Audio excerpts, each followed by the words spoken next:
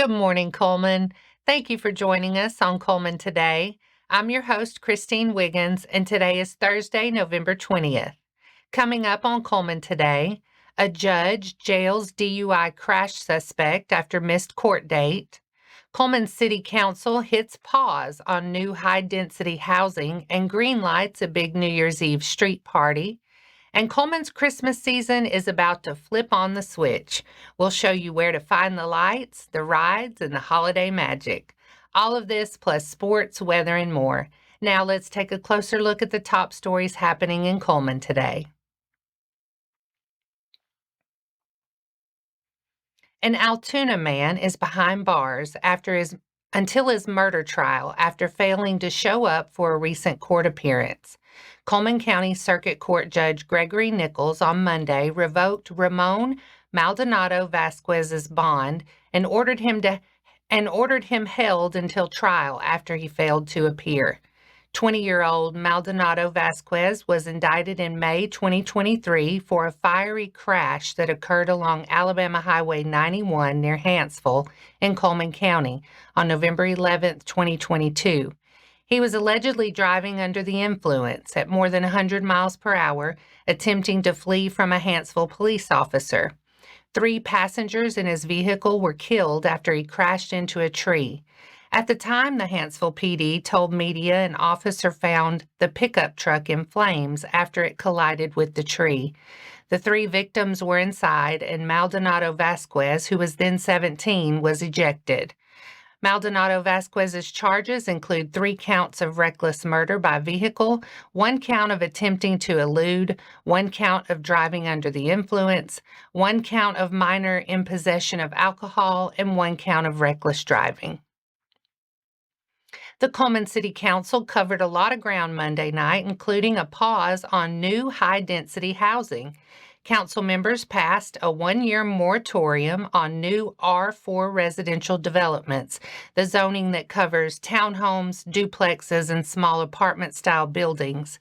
City leaders say they'll use the break to review subdivision rules, zoning, and growth policies, and to see how new projects are affecting traffic, utilities, and first responders. Any R4 projects already approved before November 17th can still move forward. The council also signed off on a New Year's Eve street party downtown from 5 p.m. to 12:30 a.m. with live music, food vendors, a drone display, and alcohol sales. Several nearby streets will be closed, and extra officers will be on duty. Other business included funding concrete testing for the Wildwater Lazy River project, a smaller change order on the downtown streetscape work, buying a new crew cab truck for Cullman Police, updating how city contracts and hiring are handled, and moving forward with 2 residential annexations. The Cullman City Council will meet again on Monday, December 8th and Monday, December 15th at 7 p.m. at Cullman City Hall. The meetings are open to the public and streamed live on the City of Cullman Facebook page. Each year, as fall turns to winter, Cullman transforms into a little piece of Germany, and that season really kicks off tonight with the opening of Christkindlmarkt. From the lighting of North America's tallest Christmas pyramid to the parade, tree lighting, and market, it's more than decoration. It's Cullman celebrating its German roots together. Parks and Rec builds everything around authenticity using a committee that spent years studying European Christmas markets to help pick vendors, food, and attractions that feel true to that heritage.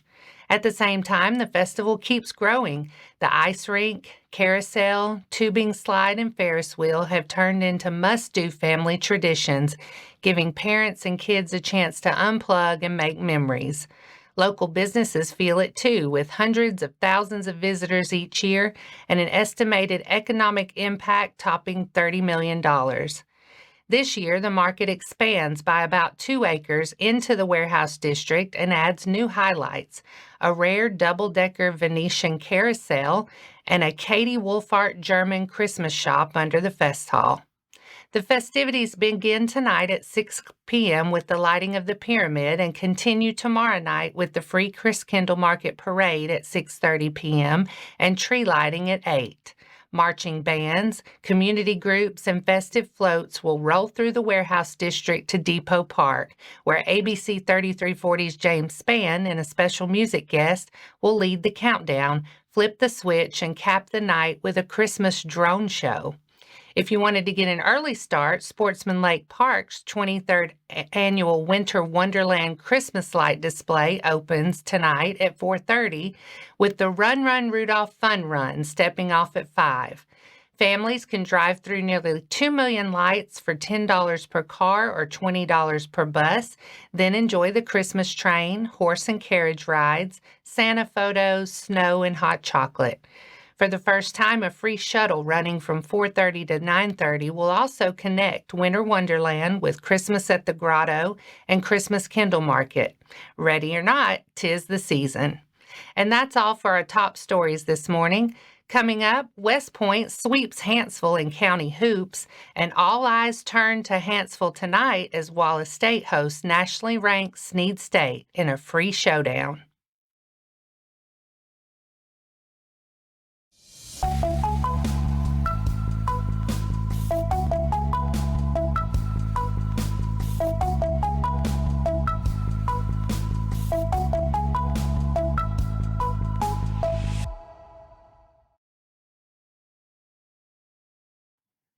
Welcome back. Let's look at some basketball action across the county. West Point made it a clean sweep in Hanceville Tuesday night, rolling out with 2 big county wins. In the girls' game, the Lady Warriors took control early and never let up, cruising past Hanceville 63-19. Lakeland Shaddix led the way with 22 points, while Keeley Harbison added 10 as West Point used a huge first half to pull things out of reach. The boys' matchup followed a similar script. After a tight start, West Point blew the game open in the second quarter and went into halftime up 40-15, finishing off a 61-38 win. Jackson Shelton poured in 20 points, with Nolan Franklin adding 15 and Maddox Chapman 12. Hanceville's Drake Bentley led all scorers with 21. Next up, West Point heads to Gulf Shores on Saturday, while Hanceville travels to Corner on Friday night. Heading down 31 to Wallace State, basketball fans are getting a heavyweight showdown tonight in Hanceville. At 7:30, Wallace State's 24th-ranked Lions host the 19th-ranked Snead State Parsons in a battle of national powers separated by just 40 miles. Snead State comes in lighting it up, averaging nearly 93 points a game and shooting better than 50% from the floor and over 43% from three. Wallace State turns it into a track meet, pouring in 100 points a game, dominating the boards and living at the free throw line. Both teams rank among the nation's most efficient offenses, so this has all the makings of a shootout. Tip-off is at 7:30 p.m. at the Wallace State Coliseum, and admission is free. The game follows the 10th-ranked Wallace State women, who will take on East Mississippi at 5:30. And that wraps up sports for today. Coming up next, the Link of Cullman County is giving away free Thanksgiving meal kits this Saturday, and we'll introduce you to Hero, the Cullman Tribune Pet of the Week.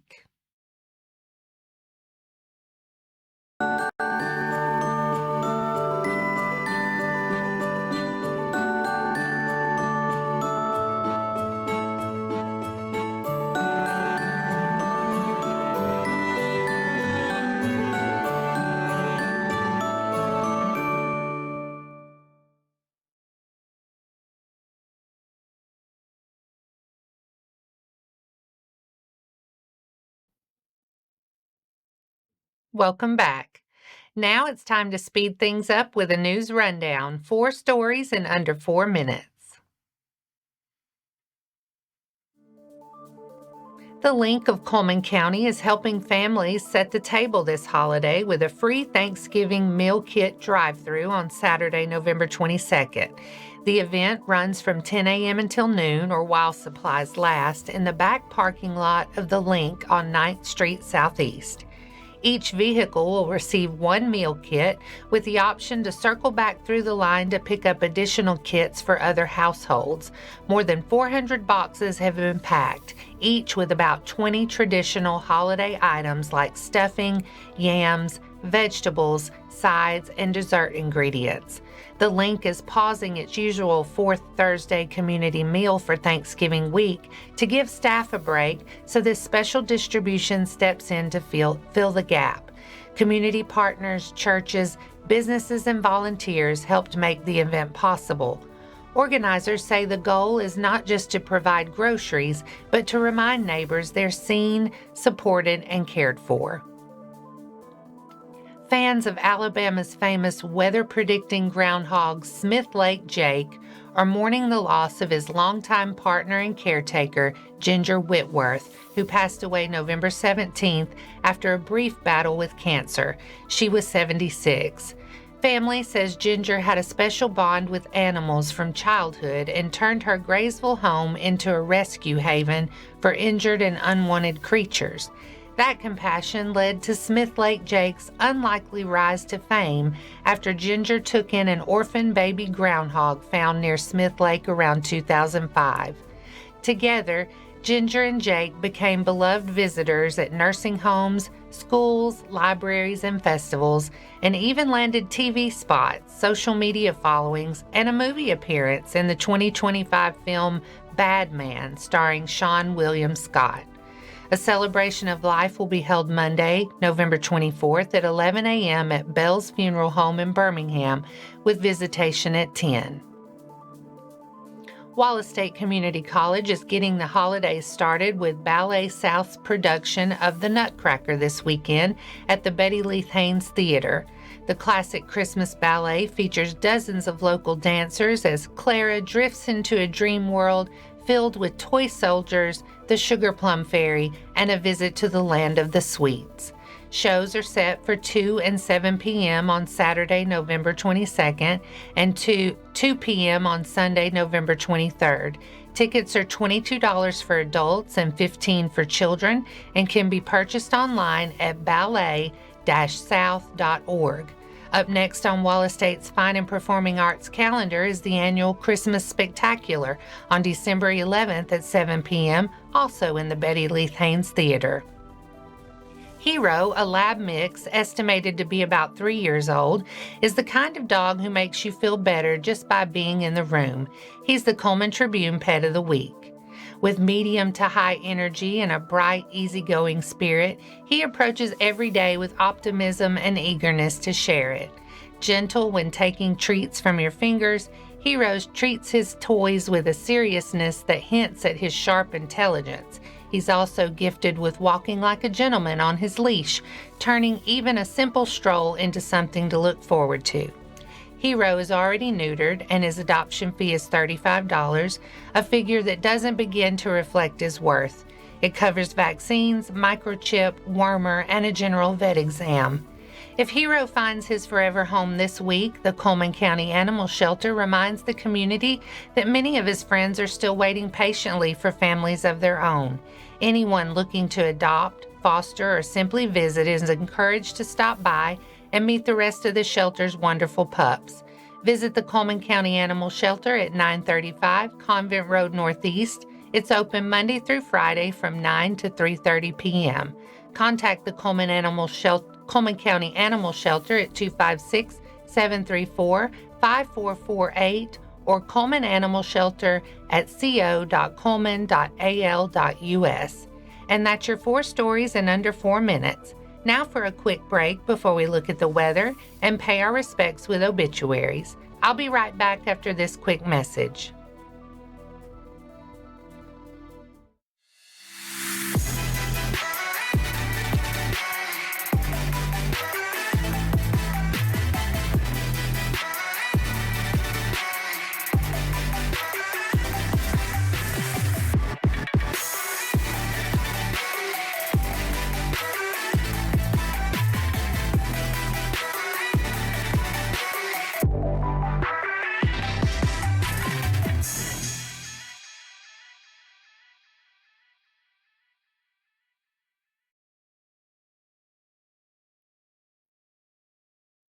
Let's take a moment to pause and remember those who have lost their lives this week. Johnny R. Strickland of Cullman passed away Monday, November 17th at the age of 95. Funeral service will be at 11 a.m. tomorrow at Cullman Heritage Funeral Home with burial at Hopewell Baptist Cemetery in Hanceville. Visitation will be from 9:30 to 11 prior to the funeral service.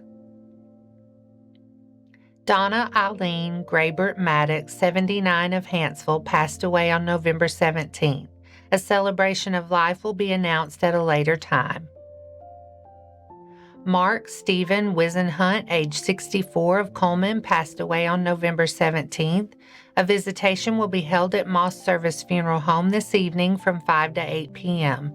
The funeral service will take place at St. John's Evangelical Protestant Church on Friday from 11 to 12. Mark will lie in state at the church for 1 hour prior to the service at 11. Alton Lee Davis, Aaron John Davis, Brandon Lee Davis, and Columbus Theodore Davis.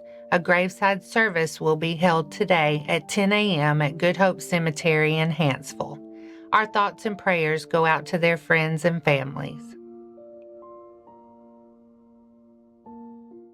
Now let's take a look at your weather forecast.